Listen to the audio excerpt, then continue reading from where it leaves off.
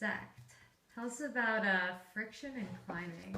So the usual interpretation for friction is that the surface area contact doesn't actually have any direct relation to the force of friction. So in a classical approach to friction, whether you have it spread over a large area or a small area, that's not going to affect how much it slows down an object.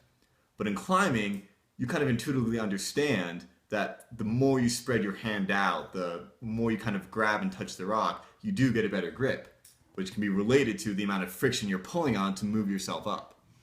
So there's a balance between how many kind of parts of your hand you're using to generate their own frictional forces that you can then sum up to a stronger frictional force. Which is why you'd probably rather spread your hand out sometimes to dissipate the force, but then you're compromising, when you spread your hand out to dissipate the force and get a greater sum, you're compromising the sum force that you have when your fingers are together and you pull on them together. So it's this balance you have to play whether you want to increase your friction or increase your pulling strength.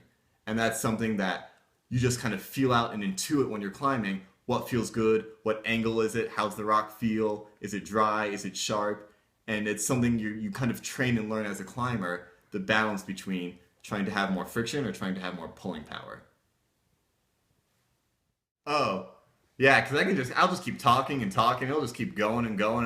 It'll talk on and on. More things will become involved, and it'll all just relate to this one big thing with all these other little things, and it'll just keep going and going. And soon enough, I'm trying to convince you that quantum mechanics plays a role instead of taking a whipper, and you're really starting to question if I'm in touch with reality or not.